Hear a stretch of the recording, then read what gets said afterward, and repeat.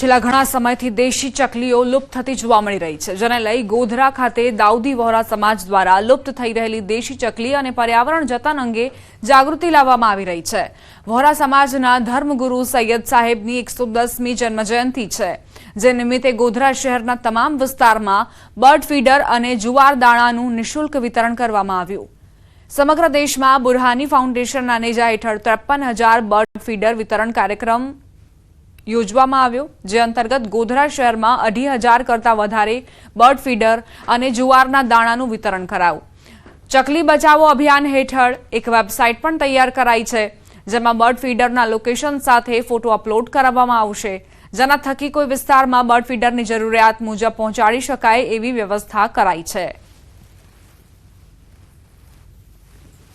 અનબોલા પક્ષી પાછા એની ગિનતી વધે અને આપણા શહેરની વિકાસ થાય, એન્વાયરમેન્ટ ફાઇન અચ્છું થાય, તે વાસ્તે આ દાઉદી વહોરા સમાજ ગોધરાએ પ્રોગ્રામ કીધો છે। આપણી જે દેશી ચકલીઓ છે જે વિલુપ્ત થઈ રહી છે અત્યારે, તો એને બચાવવા માટે આપણે શું કરી શકીએ એના માટેનો એક નાનકડો પ્રયાસ અમે લોકોએ બર્ડ ફીડર વેચીને આજના રોજ કરેલો છે। ઉનાળાના અંદર પક્ષીઓને પાણી અને અનાજ ખાવાનું પૂરેપૂરું દાણા પાણી મળી રહે એના માટે અમે લોકોએ આ એક નાનો સરખો પ્રયાસ કરેલો છે।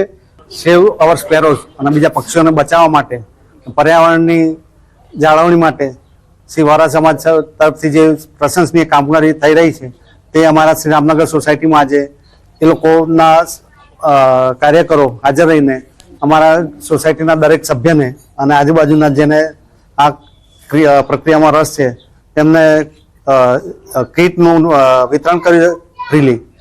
પક્ષી બચાવો ચકલી બચાવો અભિયાન અંતર્ગત ચકલીઓની સુખાકારી માટે અને ચકલીઓ વિલુપ્ત થતી બચે એના માટે ગોધરાના વહોરા સમાજ દ્વારા તથા ઇન્ટરનેશનલ સૈયદના જે ગાર્ડ સંસ્થા છે તેના દ્વારા આજે વિતરણ કરવામાં આવી રહ્યું છે।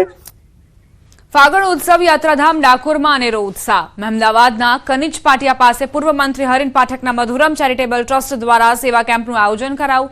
મધુરમ ચેરિટેબલ ટ્રસ્ટ દ્વારા સતત 34મા વર્ષે ફાગણી પૂનમ ડાકોર જતા પદયાત્રીઓ માટે મહાપ્રસાદનું આયોજન કરવામાં આવે છે। ફાગણી પૂનમનો મેળો અને રાજા રણછોડના દર્શન કરવા લાખોની સંખ્યામાં આજે ભક્તોનો પ્રવાહ શરૂ થયો છે।